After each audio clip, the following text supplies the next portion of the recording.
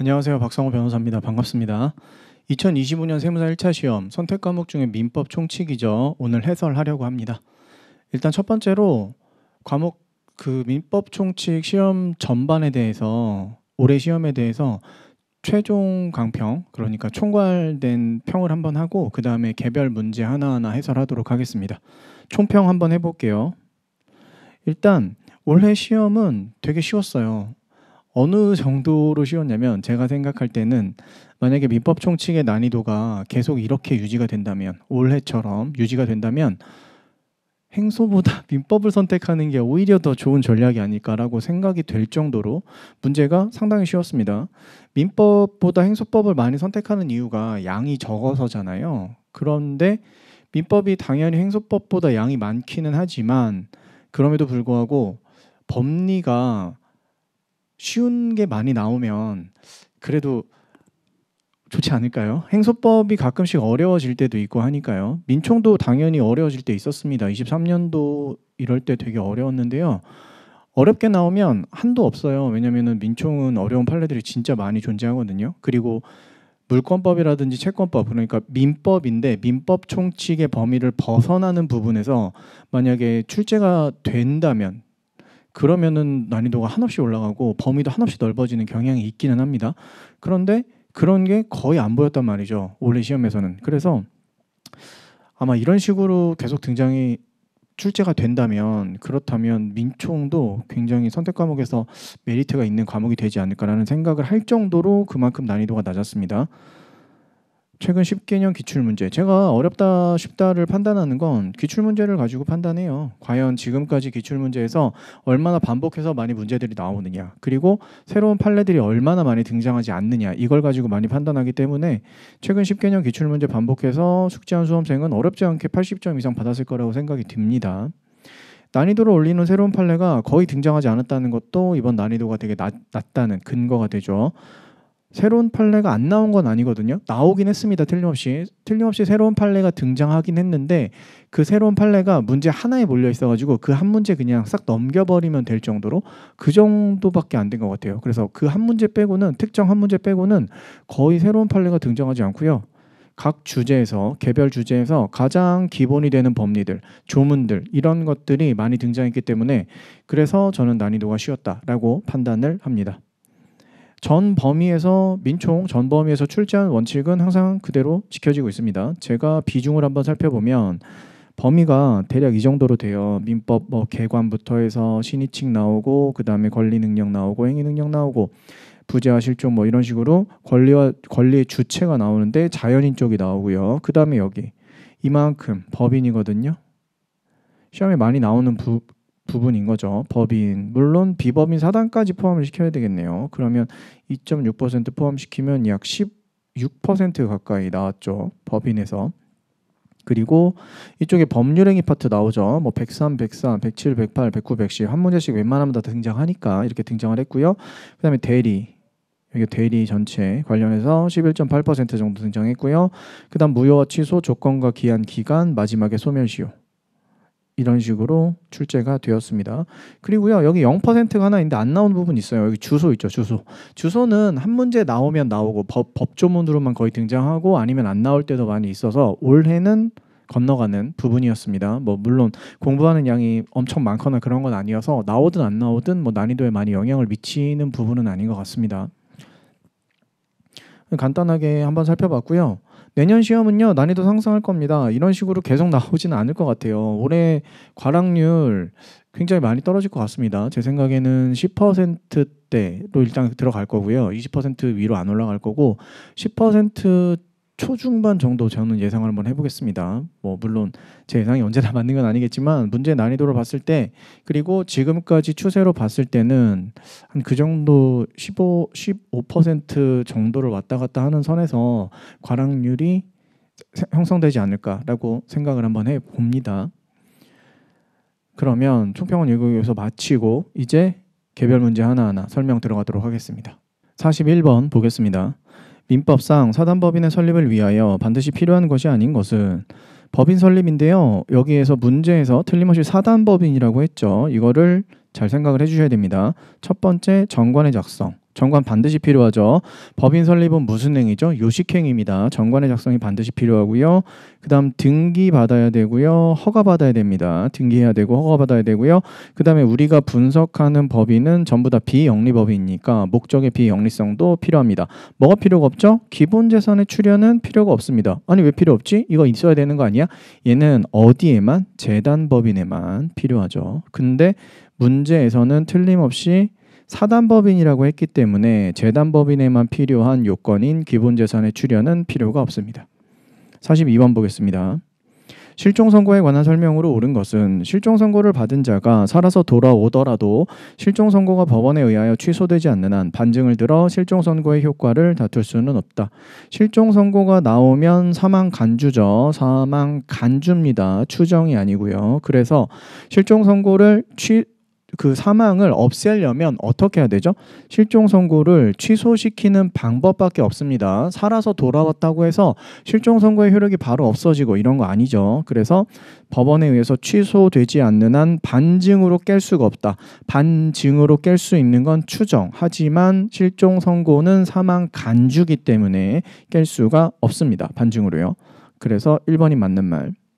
2번 실종선고를 받은 자는 실종선고가 확정된 날에 사망한 것으로 본다. 본다는 간주는 맞는데 실종선고 확정된 날 아니죠. 언제입니까? 실종기간 만료시. 너무나 전형적인 오답들 막 이런 식으로 등장을 하니까 별로 어렵지가 않았습니다. 3번 실종기간이 만료한 때와 다른 시기에 사망한 사실이 확인됐습니까? 그러면 어떻게 해야 돼요? 실종선고를 취소를 시켜서 그래서 사망간주 효력을 없애고 그리고 실제로 사망한 시점이 지금 밝혀진 거잖아요. 그 시점으로 사망일을 바로잡는 게 필요한 겁니다. 즉 다른 시기에 사망한 사실이 확인됐다고 하더라도 사망으로 인한 효과가 유지되어야 하므로 실종선고를 취소할 수 없다가 아니고 반드시 실종선고를 취소해야 됩니다. 이거 하여야 한다죠. 할 수 있다도 아니고. 그래서 다른 시기에 사망한 사실이 확인 또는 뭐죠? 생존. 이 둘 중에 하나의 사실이 발견이 되었다면 그렇다면 실종선고 취소라는 절차를 통해서 사망간주의 효력을 없앨 수가 있겠네요. 4번 실종선고가 취소되더라도 실종선고를 직접 원인으로 하여 재산을 취득한 자가 선이라면 현존 이익까지만 반환하면 되는 거죠. 현존 이익까지만 반환하면 되고요. 이것과 대비해서 악의인 사람이었다면 뭘 배상해야 됩니까? 이익 이자 그 다음에 손해배상까지 만약에 손해가 있었으면 손해배상까지 해야 되는 거죠. 5번 순위가 다른 상속인이 여러 명인 경우에는 후순위 상속인 실종선고 청구할 수 있는 이해관계인이 아닙니다. 이해관계인의 청구 아니면 검사의 청구에 의해서 실종선고 하는데 그때 이해관계인에 들어가는 사람이 선순위 상속인만 들어가지 후순위 상속인은 들어가지가 않잖아요. 넘어갑니다. 43번 법인과 이사의 책임에 관한 설명으로 옳지 않은 것은 1번 대표권이 없는 이사. 이거 35조. 그쵸? 불법행위 책임 지금 얘기하고 있는 거죠. 불법행위 책임 물어보면 요건이 필요합니다. 세 가지 요건이죠. 뭡니까? 첫 번째 대표기관에 행여야 되고요. 두 번째 직무 관련성이 있어야 되고요. 마지막에 그 다음에 일반 불법행위 요건을 갖춰야 됩니다. 직무 관련성은 뭘로 판단합니까? 외형상 판단하죠. 하지만 그럼에도 불구하고 상대방이 직무 관련성이 없다는 점에 대해서 악의 또는 몰랐지만 중과실이 있다면 그렇다면 직무 관련성 요건이 탈락된다까지도 알아두셔야겠죠. 세 가지 요건. 그래서 얘는 1번 요건 탈락이죠. 1번 요건 탈락. 대표권이 없는 이사는 35조 법인의 불법행위 책임 안 지고요. 2번. 이번에는 대표기관의 직무상 불법행위 맞네요. 대에는 충족이 됐네요. 그러면 법인은 35조 불법행위 책임을 질 수 있는 첫 번째 요건이 충족이 되었죠. 그런데 뭐는 안 진다? 사용자 책임은 지지 않죠. 그래서 대표기관이면 35조 법인의 불법행위 책임으로 가는 거고 그냥 피용자인 경우에 한해서 사용자 책임으로 가는 거죠. 3번 법인의 불법행위 책임과 관련하여 외형상 법인 대표자의 직무행위라고 인정된다면 직무 관련성을 뭘로 판단한다고요? 외형상으로 판단한다고요. 그 행위가 법령에 위배된 것이라도 직무에 관한 행위로 인정된다. 맞습니다. 뭐 이런 것들 신경 안 쓰고 가요. 외형상으로 판단하는 거. 그 다음에 4번 법인의 대표자가 목적 범위 외의 불법행위로 타인에게 손해를 가한 경우 이거 목적 범위 외의 불법 행위로 타인에게 손해를 가했다. 이게 뭘 뜻하는 거죠? 얘가 뜻하는 건 35조 1항에 법인의 불법 행위 책임이 성립하지 않는 경우를 얘기하는 거죠. 이거 어디서 규정하고 있습니까?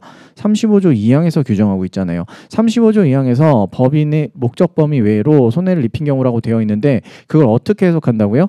법인의 불법 행위 책임이 성립하지 않는 경우로 해석한다고요. 그럴 때 뒤쪽은 어떻게 되어 있습니까? 의결에 찬성한 사람, 직무를 집행한 사람, 이사 기타 대표자까지 싹 다 배상해라라고 되어 있죠. 그래서 4번은 35조 2항을 물어보고 있는 내용이고요. 5번, 대표자의 행위가 직무권한 내에서 적법하게 행하여진 것이 아니라는 것. 실제로는 직무 관련성이 없었다. 직무 관련성이 없었다라는 걸 피해자 자신이 알았던 경우라면 이런 경우는 어떻게 되죠? 직무 관련성 요건 탈락. 두 번째 요건 탈락시키는 거니까 법인에게 손해배상 책임 물을 수가 없죠. 이 법인의 손해배상 책임은 35조 책임을 얘기하는 거고요. 그래서 아까 여기에요. 이거. 외형상 직무 관련성 판단하지만 그거에 대해서 직무 관련성이 실제로는 없었다는 점에 대해서 악의 또는 선이지만 중과실이 있다면 즉 요건 탈락시키겠다와 같은 내용입니다. 넘어가서 44번 보겠습니다. 제한능력자의 법률행위에 관한 설명으로 옳은 것은 1번 미성년자가 무이자로 돈을 빌리는 경우 미성년자? 단독으로 할 수 있는 행위는 무조건 이익만을 보는 행위여야 되죠. 근데 무이자로 돈을 빌렸대요. 소비대차 무이자로 빌리는 건 무조건 좋은 거 아니야? 아니죠. 미성년자한테 의무가 부과되잖아요. 무슨 의무가 부과됩니까? 갚아야 될 의무가 부과되는 거 아닙니까? 의무 부과가 1도 없어야 된다니까요. 그래서 이것도 법정 대리인의 동의를 받아야 하는 행위입니다. 즉 미성년자가 단독으로 할 수 없는 행위라고요. 2번 미가 자신의 법률 행위를 취소하기 위해서는 법정 대리인의 동의를 얻어야 한다? 그래. 미성년자가 무슨 법률 행위 같은 거 하려면 법정 대리인의 동의를 항상 얻어야 되는 게 원칙이긴 하지. 그러면 취소도 법정 대리인 동의를 얻고선 해야 되는 걸까요? 아니죠. 이건 그냥 할 수 있습니다. 아니 왜? 왜냐면 법에서 규정하고 있기 때문이죠. 취소권자 규정하고 있는 법조문 140몇 조죠? 거기에 취소권자가 있는데 취소할 수 있는 행위를 취소할 수 있는 취소권자에 대해서 뭐라고 규정하고 있습니까? 재착사 대승이라고 하고 있죠. 제한능력자, 착오로 인하여 의사표시를 한 자, 사기 강박으로 인하여 의사표시를 한 자, 그 다음에 그의 대리인, 승계인 이들은 취소를 할 수 있다라고 해서 제한능력자라고 하더라도 법정 대리인의 동의 없이 취소는 언제나 가능하다라고 규정하고 있습니다. 그래서 틀렸고요. 3번 피성년 후견인이 대가가 과도하지 않은 일용품을 구입했네요. 일용품 구입이면 이거는 취소할 수 있는 행위인가요? 아니죠. 성년 후견인은 이를 취소할 수 없다. 그래서 맞는 말. 피성년 후견인은 어디까지 할 수 있습니까? 무슨 행위를 할 수가 있죠? 이렇게 피성년 후견인의 행위를 이렇게 한번 살펴보면 피성년 후견인이 하는 행위입니다. 피성년 후견인이 하는 행위. 그러면 요만큼만 단독으로 할 수 있어요. 이거 뭐죠? 법원에서 지정한 행위, 법원에서 지정해 준 겁니다. 정해준 행위는 단독으로 할 수 있어요. 그리고 우리 법에서 지정한 행위도 있습니다. 그게 뭐죠? 다이소 가는 거. 이게 바로 일용품 구입이잖아요. 저기서 얘기한. 그러면 나머지 빈칸은 피성년 후견인이 혼자서 못하네요. 그러면 성년 후견인, 법정 대리인인 성년 후견인의 동의받고 하면 되는 거죠? 아닙니다. 성년 후견인은 동의권이 없어요. 그래서 이 빈칸에 있는 나머지 행위들은 피성년 후견인은 법정 대리인의 동의를 받고서도 할 수 없고 단독으로 할 수도 없고 그냥 성년 후견인이 해줘야 되는 행위라고 생각하시면 됩니다. 이것도 안 나오고 가장 쉽게 나오고 있잖아요. 이런 것조차도 안 물어보고. 4번 법원이 한정 후견인의 동의를 받도록 한 법률행위를 피한정 후견인이 단독으로 했습니까? 그 법률행위는 무효이다. 피한정 후견인이 단독으로 하면 안 된다고 법원이 정해줬잖아요. 한정 후견인 동의 받으라고. 근데도 불구하고 피한정 후견인이 단독으로 했다고요? 무효네. 로 가면 안 되고 취소할 수 있는 행위. 취소할 수 있는 제한능력자 행위는 원칙이 취소할 수 있는 행위입니다. 그래서 취소할 수 있는 행위로 가야 되고요. 5번 계약 체결 당시 일방이 제한능력자임을 알고 있었던 상대방, 제한능력자 상대방 보호죠. 그런데 악의의 상대방이네요. 그렇다면 철회는 가능합니까? 철회는 불가죠. 알고 있었던 상대방이라면 철회는 불가능. 뭐는 가능해요? 확답 촉구는 가능하죠. 선이든 악이든 상관없이 확답 촉구는 가능하지만 철회는 안 됩니다. 넘어가서 45번. 태아인 동안 인정되는 법적 지위가 아닌 것은 태아는 뭐 할 수 있나요? 이건 권리 능력 파트죠. 일단 불, 상, 유, 인지를 받을 수 있는 권리. 그러면 2번과 4번이 남는데 2번도 살펴보니까 불이네요. 증여받는 행위는 안 된다 그랬죠. 태아는 증여를 받을 수 없습니다. 유증만 받을 수 있는 거예요. 그래서 불상, 유인 해보면 정답은 그냥 4번에서 바로 나오죠. 이런 식으로 가장 쉽게. 1번도 불이고 2번도 불입니다. 우리 법에서 규정하고 있는 불법 행위에 의한 손해배상 청구권 이렇게 두 가지 있다고 생각하시면 돼요. 태아한테는. 태아 자신이 불법 행위로 인해서 손해가 발생한 것과 가족이 불법 행위를 당해서 뭔가 손해를 입었을 때 태아가 청구할 수 있는 권리 이렇게 두 가지 종류가 있습니다. 그래서 불상유인 가지고 그냥 풀 수 있는 문제였다. 46번. 이번엔 부재자의 재산관리입니다. 1번 부재자로부터 재산 처분권까지 위임받은 재산관리인도 그 재산을 처분하려면 특별한 사정이 없는 한 법원의 허가를 받아야 한다. 아 맞아. 처분하려면 법원의 허가를 받아야 된대.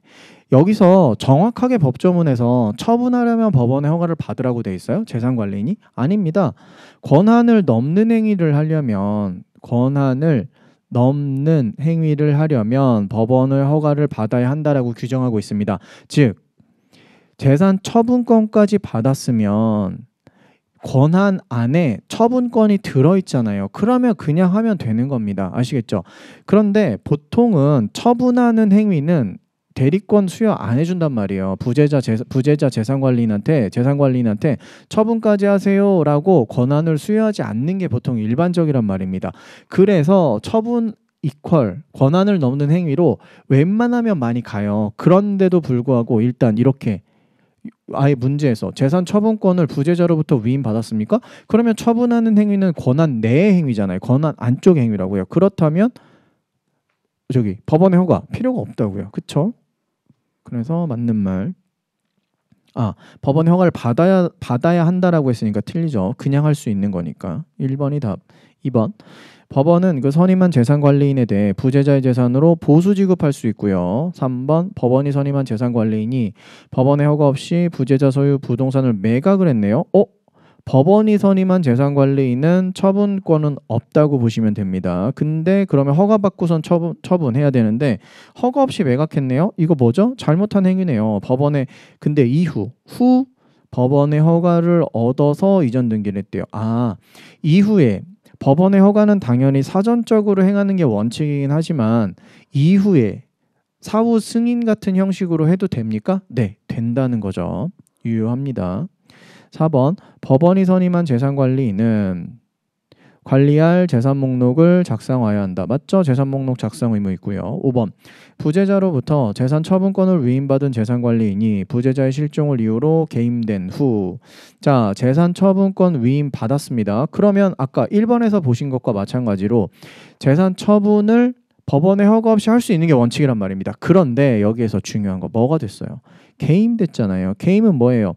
이 재산관리인은 해임이 되고 새롭게 법원이 재산관리인을 선임했다는 거 아닙니까?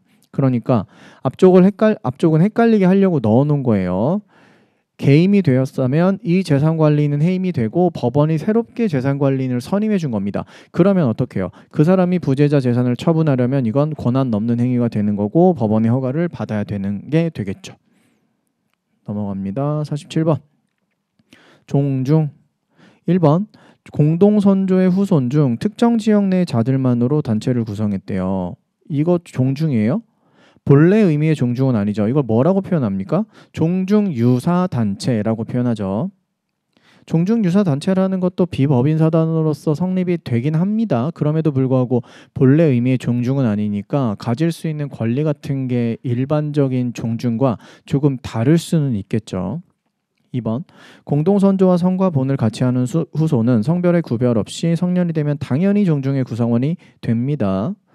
너무 읽으면 읽을수록 너무 종중해서 기본 법리들을 다 얘기하고 있는 거예요. 2번 같은 거 잘 시험에 나오면 진짜 감사합니다라고 할 수 있는 그런 서술들 이런 것들이 너무 많이 나왔어요. 이번에.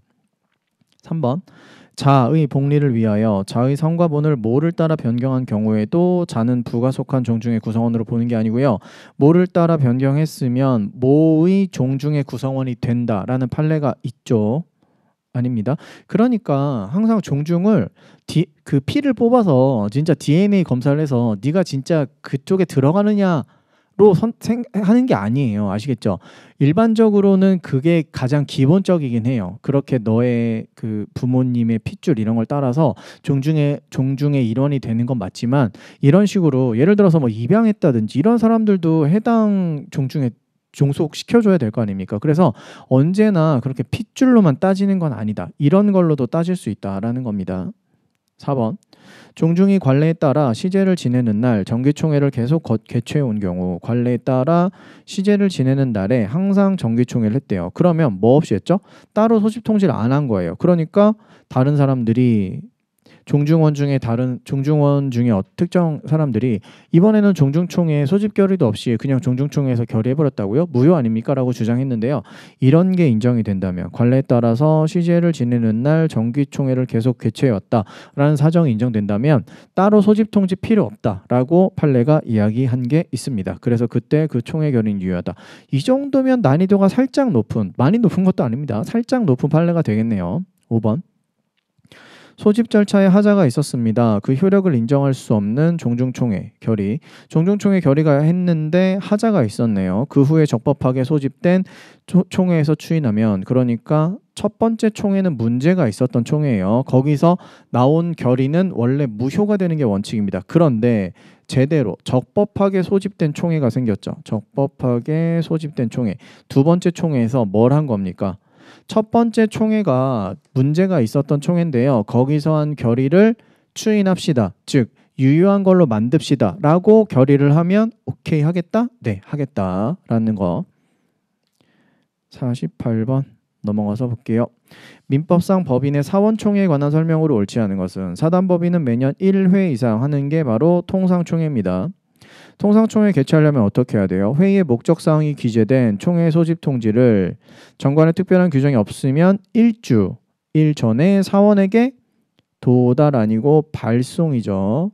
발신주의 채택하고 있는 민법에서 세 가지 있잖아요. 제한능력자, 상대방의 확답 촉구권, 무권 대리인, 상대방의 최고권, 그리고 사원총회 그 소집 통지, 발신주의를 채택하고 있죠. 그래서 2번 틀렸고요. 3번.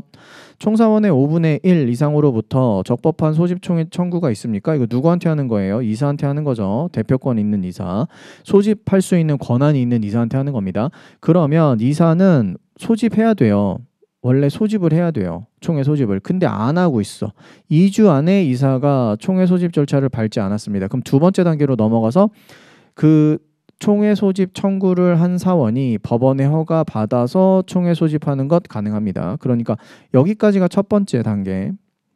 이사가 5분의 1 이상이 적법하게 총회 소집해 주세요라고 이사한테 얘기하면 이사가 소집하는 게 첫 번째.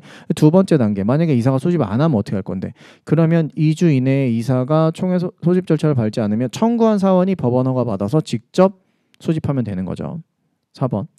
사단법인의 사무는 정관으로 이사 또는 기타 임원에게 위임한 사항 외에는 정관으로 이렇게 위임한 사항 외에는 뭐에 따라라? 총회 결의에 따라라. 총회는 그래서 뭐라고 표현합니까? 최고 의사 결정 기관이다 라고 표현하죠. 필요기관이기도 하고요. 5번. 정관에 다른 규정이 없으면 총회는 사원들에게 미리 통지한 사항에 관해서만 결의하는 겁니다. 즉 여기서 회의의 목적사항이 기재된 총회 소집 통지를 해야 된다고 그랬잖아요. 그러니까 이 회의의 목적사항에 대해서만 총회에서 결의를 해야 되는 게 원칙인 겁니다. 근데 그거 어떻게 할 수 있죠? 정관으로 다르게 정할 수 있는 거예요. 그러니까 정관에다 이런 거 넣어놓으면 됩니다. 우리 법인은요. 총회 소집 통지에서 목적사항으로 정한 거 말고도 현장에서 새로운 결의를 할 수 있다라고 넣어놨으면 오케이 그래 해 라고 하겠다는 거죠. 49번. 민법상 청산법인의 청산사무, 법인의 소멸이네요. 해산과 청산 보겠습니다. 청산인은 원래 누구예요? 이사죠. 이사가 청산인으로 간판 바꿔 다는 겁니다. 취임한 날로부터 2월 내에 3회 이상의 공고로 채권자에 대하여 일정한 기간 내에 그 채권을 신고할 것을 최고하여야 한다. 그리고 그 일정한 기간은 언제 얼마 이상이어야 되죠? 두 달 이상이어야 된다라고 바로 뒤에 조문에서 이야기하고 있습니다. 채권 신고 최고 기간 이런고요. 2번 채권 신고 기간 동안 채권자에게 변제를 안 하나요? 그러면 뭐가 있죠? 그 채권 신고 기간 안에 변제기가 도래하는 채권들이 있을 거 아닙니까? 그거 지연손해금은 좀 면제시켜 주나요? 면제 안 시켜주죠. 지연손해배상 의무 부담하지 않는 게 아니고 부담해라 라고 법에서 아예 규정하고 있습니다. 3번 청산인은 알고 있는 채권자 법인에서 채권자 명부 있을 테니까 거기에서 이미 알고 있는 채권자들이 있을 거 아닙니까? 그 사람들한테도 채권 신고하라고 알려줘야 되고요. 그리고 그 사람들이 신고 안 하더라도 청산해서 배제도 못하고요. 4번 청산 중의 법인은 변제기에 이르지 아니한 채권에 대해서도 변제할 수 있다라고 규정하고 있고요. 변제기는 10년 후야. 그런데 우리 법인은 곧 죽어야 돼. 청산 완료시켜야 되잖아요. 그러면 변제기가 10년 후인 채권이라도 빨리 변제를 해줘야 되는 거죠. 5번 청산 중 법인의 재산이 채무를 완제하기에 부족한 것이 분명하게 됐습니다. 즉 내가 받을 수 있는 채권은 이만큼이야. 내가 가지고 있는 재산까지 포함해서. 그런데 지금 어떻게 된 거예요? 채무가 훨씬 크다라고 결론이 난 거잖아요. 이 경우에는 청산인은 지체 없이 파산 선고 신청하고 공고해야 된다라고 규정하고 있습니다. 그러면 파산으로 넘어가는 거죠. 법원이 관장하면서 그 절차를 파산 관제인을 선임해서 파산 관제인이 앞으로 파산법인에 관련된 일을 하게 된다가 되겠죠. 넘어갑니다. 50번 이번에도 법인의 소멸이네요. 법인의 소멸 1번 법인의 해산 사유는 사단법인과 재단법인 모두 정관의 필요적 기재사항이다. 정관의 필요적 기재사항은 뭐가 있습니까? 목명사자 이득 존 있죠. 근데 이 존이 존립 시기와 해산 사유로 되어 있거든요. 그럼 해산 사유 정관의 필요적 기재사항이네. 존립 시기와 해산 사유는 정했을 때만 정관에 기재하도록 되어 있고요. 안 정했으면 정관에 안 적어도 됩니다. 그래서 정관의 필요적 기재사항 아니고요. 정했을 때만 적는 거니까. 2번 청산법인이 한 청산의 목적과 관계없는 행위, 새롭게 권리 의무를 발생시키는 그런 행위는 유효가 아니고 무효죠. 3번 정관 또는 총회 결의로 달리 정한 바가 없으면 파산의 경우를 제외하고는 해산한 때 이사가 청산이 된다. 아까 말씀드렸죠? 이사가 해산하면 청산인으로 명함 새로 파서 활동하면 된다고요. 그런데 정관 또는 총회 결의로 다르게 정할 수도 있습니다. 우리는 그때 가서 새롭게 청산인 뽑을 거야. 이런 식으로 정관에 정해놨으면 뽑아서 청산인 시키면 되는 거고요. 그거 없을 때 원칙으로 이렇게 간다는 겁니다. 4번 청산인은 파산의 경우를 제외하고는 해산의 사유 등을 관할 법원에 신고하여야 한다. 신고 필요하죠. 신고는 관할 법원이 아니고 어디에다 하는 거죠? 주무관청에다 하는 겁니다. 주무관청. 그래서 해산 신고, 청산 신고 이거는 마지막에 주무관청에다 하는 거고요. 5번 법인에 대한 청산 종결 등기가 이루어졌나요? 청산 종결 등기.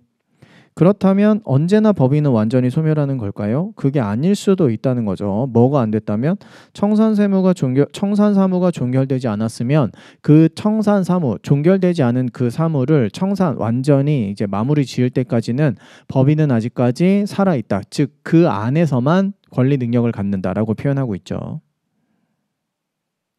51번 보겠습니다.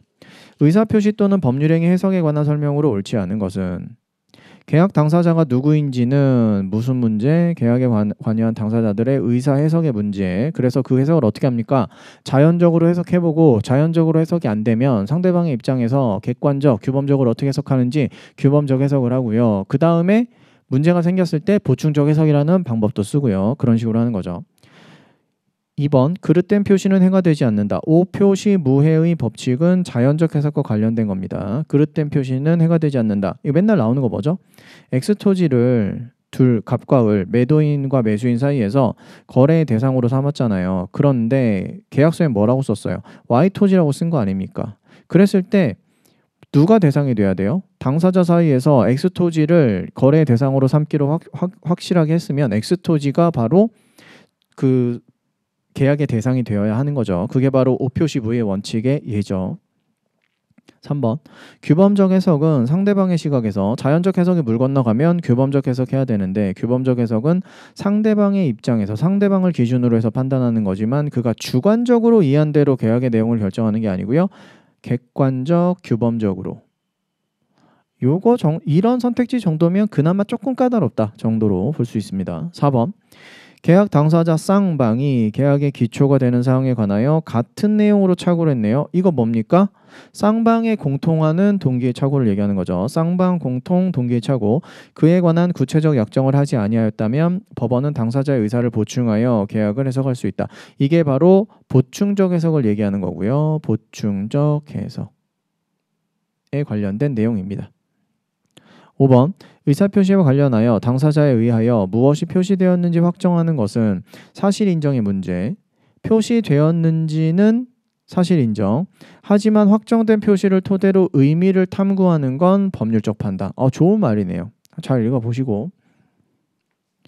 법리적인 내용이었습니다. 52번. 너무 이론이죠. 법률행위 종류가 바르게 연결된 것은 근보증계약, 요식행위.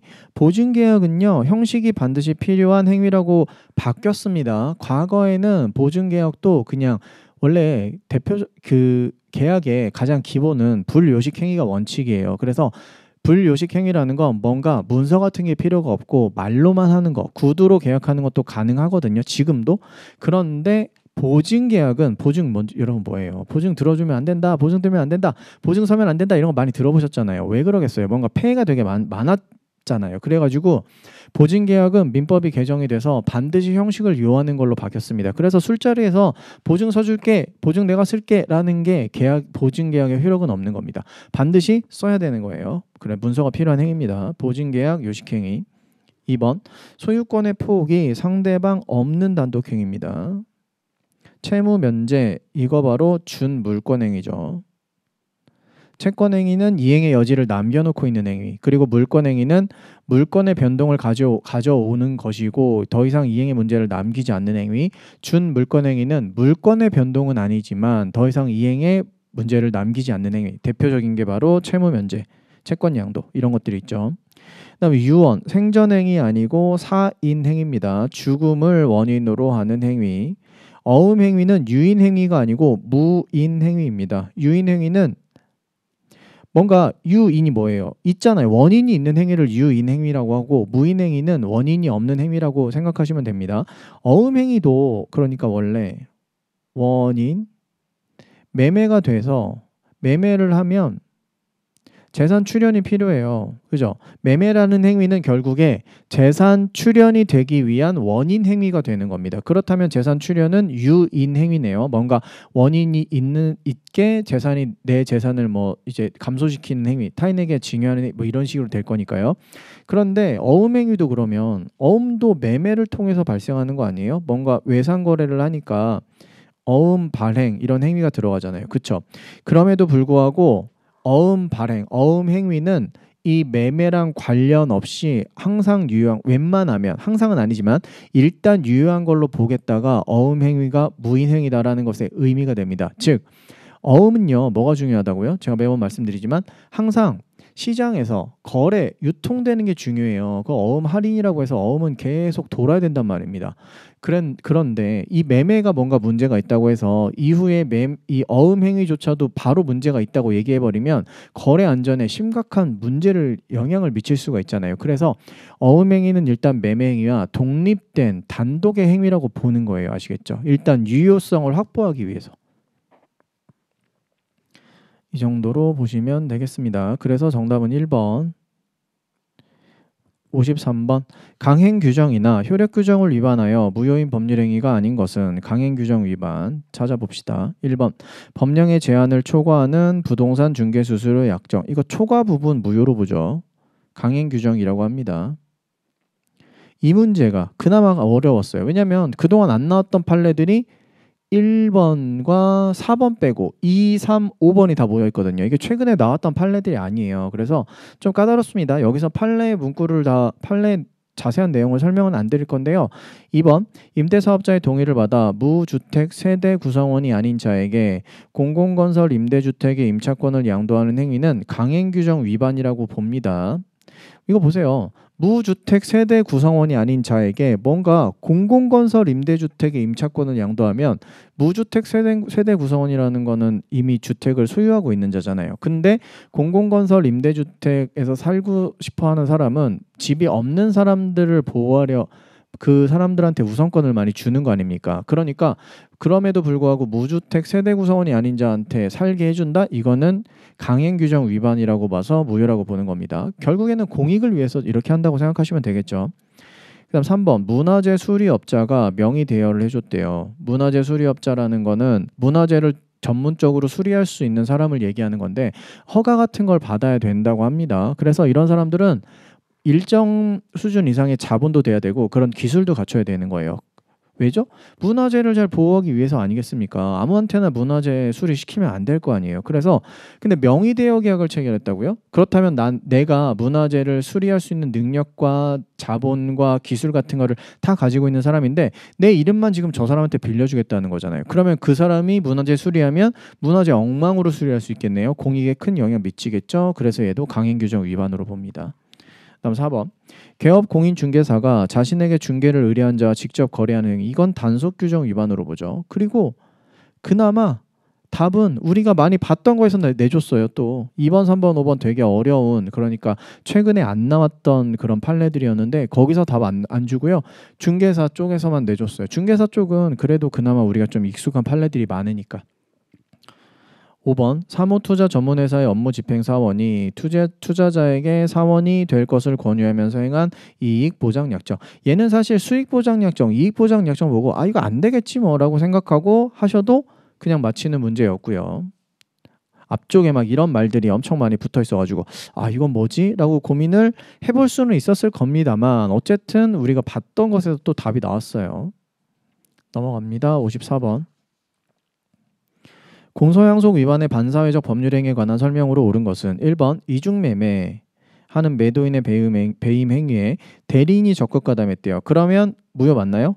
네, 무효 맞죠? 이거 대리인이 했으면 누구를 기준으로 판단? 대리인을 기준으로 판단. 즉 여기서 본인이 그러한 사정을 과실 없이 몰랐다고 하더라도 본인은 중요하지 않죠. 대리인을 기준으로 적극 가담했는지 아닌지 판단하는 겁니다. 부동산 매매 계약 유효가 아니고 그럼 103조 위반으로 무효가 되죠. 피보험자를 살해하여 보험금을 부정 취득할 목적으로 생명보험계약 체결? 이거는 언제나 무효죠. 보험회사가 그러한 동기를 인식한 경우에 하나여 무효가 아니고 언제나 무효가 되어야죠. 3번 강제집행을 면할 목적, 세금을 피할 목적 이런 것들은 103조 위반으로 안 보죠. 지금 103조 위반 보고 있는 겁니다. 4번 변호사가 민사사건 성공보수 약정 무효? 아니죠. 형사사건에서 성공보수 약정은 무효지만 민사사건에서 성공보수 약정은 무효 아닙니다. 5번 도박채무자가 도박빚을 갚기 위한 자금을 마련하기 위해 도박채권자에게 부동산의 처분을 위임하면서 대리권을 수여했다. 대리권 수여 무효입니까? 유효죠. 채권자가 대리행위를 통해 선의의 제3자가 위 부동산을 매매했습니까? 그것도 유효죠. 뭐만 무효예요? 이 전체 흐름에서 도박채권자가 도박 채무자의 재산, 부동산을 팔아서 그 판 대금 중에서 도박 채권에, 도박 채무에 충당한 행위만큼만 무효라고 보고 있죠. 그래서 103조 위반 무효가 도대체 어디까지일까라는 그 경계를 삼는 되게 중요한 판례라고 제가 설명드렸었죠. 넘어갑니다. 55번. 이번엔 비진이네요. 비진이는 되게 신기한 법리가 있었죠. 비진이는 원칙이 뭡니까? 원칙은 유효예요. 원칙은 유효지만 예외적으로 무효가 되는 겁니다. 언제가 예외죠? 상대방이 알았거나 알 수 있는 경우에 무효가 되는 이런 예외가 있었어요. 그래서 1번 진위 아닌 의사표시는 표시행위에 상응하는 내심의 효과의사가 존재하지 않음을 표의자가 알고 있는 경우를 말한다. 얘는 비진위 의사표시의 정의 정도라고 생각하시면 되고요. 표시가 있고 그 다음에 효과 의사가 있잖아요. 즉 의사와 표시가 불일치하다라는 말, 그리고 그걸 표의자가 알고 있다라고 표현하고 있는 겁니다. 정의를 얘기하고 있는 거고요. 2번, 상급자의 강요에 의해 공무원이 사직서를 제출했대. 맞아. 사직서 제출 비진위 의사표시에서 말이 나오지. 근데 여기는 뭐만 판단해야 되죠? 공무원 보면 끝난 거 아닙니까? 공무원이 했으면 이거는 비진위 표시라고 봐요, 안 봐요? 아예 안 보잖아요. 그냥 언제나 유효지. 표시된 대로 효과 발생. 2번, 혼인, 입양과 같은 무슨 신분행위라면 비진위 표시가 적용이 됩니까? 안 되죠. 언제나 의사가 중심이 되어서 판단하게 됩니다. 그 행위의 효력이 있는지 없는지를. 4번, 대리권이 남용됐네요. 대리권 남용, 대표권 남용, 친권 남용 다 같은 법리를 가져다 쓰고 있죠. 비진위 표시에 관련된 107조이랑 단서를 가져다 쓰잖아요. 107조이랑 단서가 뭔데요? 상대방이 알았거나 알 수 있는 경우에 한해서 무효. 즉, 그 대리권 남용이라는 사실, 자기 또는 제3자의 이익을 위해서 대리인이 행동하고 있구나라는 거를 상대방이 알았거나 알 수 있는 경우에 한해서 무효가 된다. 그리고 플러스 알파, 선의의 제3자 보호 규정 있잖아요. 107조 2항에 걔까지도 같이 가져다 쓰고 있습니다. 유추 적용되지 않는다가 아니고 유추 적용되잖아요. 5번, 진위 아닌 의사표시가 행해진 경우 상대방이 과실로 진위 아님을 알지 못했대요. 과실로 알지 못했다라는 건 알지 못했으니까 선의는 맞는 것 같네요. 하지만 과실은 중과실도 있고 경과실도 있네요. 자, 여기서 비진위 의사표시가 무효가 되기 위해선 무슨 요건이 필요했다고요? 상대방이 알았거나 알 수 있었다고요. 선이지만 중과실, 경과실이 바로 이걸 뭔 얘기하는 겁니까? 상대방이 알 수 있었던 경우를 얘기하는 거잖아요. 알 수 있었던 경우. 알 수 있었던 경우라면 무효로 가야 되는 거죠.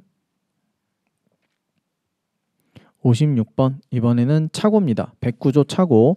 착오로 인한 의사표시에 관한 설명으로 옳지 않은 것은 1번, 장래에 발생할 막연한 사정을 기대하고 법률행위를 했습니까? 그 기대와 다른 사정이 발생한 때에는 특별한 사정이 없는 한 착오를 이유로 법률행위를 취소할 수 있다. 땡. 없다. 장래에 발생할 막연한 사정, 이런 게 어긋난 것은 우리가 착오 취소에서의 착오로 보지 않는다라는 판례가 있죠. 이거 약간 까다로운 문구긴 해요. 이 부분. 하지만 다른 부분 한번 살펴봅시다. 2번, 신원보증 서류에 서명 날인한다는 착각에 빠져서 연대보증 서면에 서명 날인했어. 이거 뭐죠? 표시상의 착오입니다. 표시상의 착오이기 때문에 뭐는 들어가면 개입되면 안 돼요. 기망, 사기 강박에 의한 취소는 할 수 없다. 이게 맨날 나오는 거죠. 즉 뭐가 아니다? 얘는 동기의 착오가 아니다. 표시상의 착오다. 표시상의 착오는 의사와 표시가 불일치한다는 걸 의미하는 거고, 동기의 착오는 이와 다르게 의사와 표시가 일치한다라는 걸 얘기하는 거죠. 그래서 동기의 착오였다면 특정 요건이 충족되었을 때 착오 취소도 가능하고요. 그리고 기망에 의해서 동기의 착오가 생겼다면 사기 취소도 가능했습니다. 근데 이 신원보증 서류에 서명 날인한 착각에 빠져서 연대보증 서면에 서명 날인한 사례는 표시상의 착오로 우리 판례가 보고 있기 때문에 기망에 의한 취소는 불가능, 사기 강박에 의한 취소 불가능, 뭐만 가능? 착오에 의한 취소만 가능까지도 알고 계실 거예요. 엄청 중요한 거죠. 토지 교환 계약에서 기준으로 삼은 경계가 실제 경계와 불일치하여 교환으로 제공받은 토지의 대부분이 알고 보니까 원래 자신의 소유의 토지였대요. 교환으로 제공받은 토지도 원래 내 거였대요. 그렇다면 이거는 중요 부분에 대한 착오로 인정이 되어서 그 교환 계약을 뭐 할 수 있게 만들어야 될까요? 취소할 수 있게 만들어야 되겠죠. 동기의 착오가 상대방에 의해 유발되었습니다. 그렇다면 동기가 표시되었는지 여부와 무관하게 취소가 인정될 수 있습니다. 동기가 취소되려면, 동기의 착오가 취소되려면, 동기의 착오가 착오 취소가 되기 위한 요건 뭡니까? 첫 번째, 그 동기가 표시되고 법률행위의 내용으로 되어 있어야 되고요. 뭐까지는 필요가 없죠? but. 합의까지는 필요가 없다. 이런 경우에 있어서 동기의 착오임에도 불구하고 착오 취소가 가능하다라고 우리 판례가 얘기하잖아요. 왜냐하면 우리가 착오 취소는 법조문에 보면 법률행위 내용의 중요 부분에 착오가 있을 때 취소할 수 있다라고 되어 있는데, 그럼 내용의 착오여야 되는데 내용의 착오는 실제로 거의 없단 말이에요. 뭐만 있죠? 거의 다 동기의 착오밖에 없단 말입니다. 그래서 동기의 착오를 보려고 했더니 동기의 착오는 가능한 거야? 107조 해석을 109조 해석을 그대로 하면 지금 동기의 착오는 착오 취소의 영역이 아니잖아요. 그럼에도 불구하고 우리 판례는 동기의 착오가 그 동기가 표시되고 법률행위 내용으로 되어 있다고 판단이 된다면 동기의 착오임에도 불구하고 착오 취소가 가능하다라고 얘기하죠. 그리고 하나 더 있죠. 이게 첫 번째 요건. 첫 번째 동기의 착오가 취소되는 사례. 그럼 두 번째는 뭐예요? 이런 거 필요 없이 상대방에 의해서 동기의 착오가 유발되었으면 동기의 착오임에도 불구하고 취소 가능하다. 이렇게 보고 있죠. 3번. 고 예술품을 과실 없이 진품이라 생각하고 그에 상응하는 가격으로 매수했습니다. 근데 위작이었대요.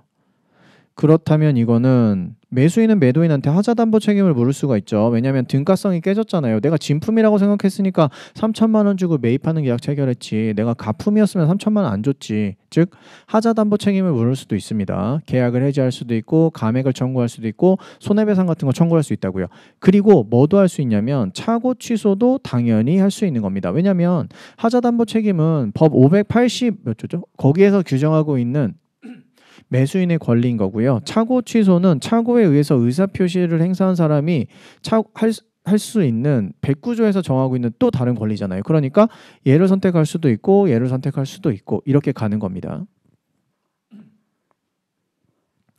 57번 이번엔 불공정한 법률행위네요. 104조. 편무계약인 증여는 불공정한 법률행위를 이유로 무효가 될 수가 없습니다. 증여 말고 또 뭐 있죠? 경매. 그 법률행위 성격상 불공정한 법률행위가 아예 될 수가 없는 애들이죠. 2번. 피해자가 스스로 초래한 궁박이라고 하더라도 궁박에 포함된다라고 보는 판례가 있어요. 이거 되게 까다로운 판례. 그리고 게다가 답이었어요. 왜냐하면 제가 까다로운 판례라고 하는 건 뭘 얘기하는 거냐면 최근 10년 동안 등장한 적이 없는 판례라는 겁니다. 아시겠죠? 3번. 불공정한 법률행위를 하면서 그 불공정성을 소송상 다툴 수 없도록 하는 부재소 합의를 했습니다.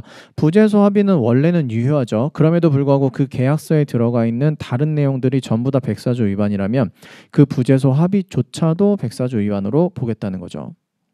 4번. 무경험은 해당 법률행위가 속하는 특정 영역에서의 경험 부족 아니고요. 어디서? 거래 일반의 경험 부족을 얘기하는 거 맞죠? 5번. 폭리자에게 피해자의 사정을 알면서 이를 이용하려는 의사가 없었다면 다른 요건이 모두 충족되더라도 불공정한 법률행위는 성립하지 않는다. 네, 폭리행위를 하겠다는 의사. 이거 필요해요. 주관적 요건이죠. 주관적 요건은 객관적 요건이 있다고 해서 추인되는 것도 아니고요. 반드시 필요한 요건입니다. 넘어갑니다. 58번. 갑과 을 사이에 행해진 통정허위 표시의 무효로서 대항할 수 없는 정을 모두 고른 것은 통정이구나. 108조. 108조 통정에서 대항할 수 없는 108조에서는 항상 문제가 선의의 제3자 고르는 거잖아요. 대항할 수 없는 정이니까 선의의 제3자 고르면 되겠네요. 1번. 기억. 갑과 을 사이에 허위의 전세권 설정 등기가 맞춰졌대요. 통정허위 표시가 갑과 을 사이에 있었죠. 그 다음에 을의 채권자인 아기의 병이 전세권의 근저당권 설정 등기를 했대요. 이 사람은 선의의 제3자는 아니죠. 제3자는 맞죠. 왜냐하면 통정허위 표시의 근거에서 새로운 법률행위를 거기에서 하나 했으니까요. 그런데 악이기 때문에 보호되지는 않는 겁니다. 제3자성은 인정. 그런 다음에 이 병의 채권자인 정이 다시 왔어요. 이 사람 한 번 더 확장됐어요. 선의의 정이 전세권 근저당권부 채권을 압류했습니다. 즉 이 선의의 정, 병이 가지고 있는 특정 권리를 다시 한번 새롭게 권리를 취득한 거죠. 이 사람은 그래서 선의의 제3자가 됩니다. 보호가 되어야 하죠. 가장 심플하게 보면 여기에서 통정이 있었고요. 통정으로 생긴 뭔가 발생한 권리가 있죠. 이 권리를 병이 뭔가를 해서 저당권을 설정을 했고요. 그 다음에 정도 병에게 권리가 있었고 이 저당권을 설정한 병이 가지고 있는 이 비권리를 압류를 한 거 아닙니까? 그쵸? 이렇게. 그래서 결국에는 통정으로 생긴 거를 뭔가를 한 사람에 대해서 그 권리를 다시 한번 압류했으니까 이 정은 108조 2항 선의의 제3자로서 보호가 되는 거예요. 즉 108조 2항의 제3자인지 아닌지 판단하는 가장 단순한 방법은 뭡니까? 통정허위 표시가 있고 나서 그 이후에 뭔가 새로운 법률 관계를 맺은 사람이면 일단 제3자성 인정이라고 생각하시면 웬만한 문제들이 많이 풀린다고 말씀을 드렸었죠. 니은 갑과 을 사이의 X부동산에 관한 가장 매매 계약. 통정이 여기 있었네요. 여기도 마찬가지. 갑과 을 사이에서 통정이 있고요. 가등기가 하나 생겼네요. 통정으로. 을이 가등기를 마쳤습니다. 그 가장 매매 계약이 철회됐대요. 얘가 엄청 중요한 말이잖아요. 그렇죠? 얘가 가장 중요한 말 아닙니까? 이 문제에서. 가장 매매 계약, 즉 통정 행위가 있었다가 만들었다가 여기서 없앴어요. 통정을. 그러면 이 가등기는 없어져야 되는 애잖아요. 그쵸? 즉 원인 무효의 등기가 되는 겁니다. 원인 무효의 등기가 되는데 등기는 항상 시간적인 딜레이가 좀 있을 수 있잖아요. 둘 사이에서 통정은 없앴지만 등기는 언제 가야 돼? 등기소에 가서 다시 해야 되니까 금요일 저녁에 야 내가 너랑 통정 거래 체결한 거 이거 무효로 하자. 없애자. 라고 합의를 해서 없앴음에도 불구하고 등기가 아직 살아있는 거를 기회로 을이 배신 때리는 거 아닙니까? 가등기 된 거를 본등기로 하고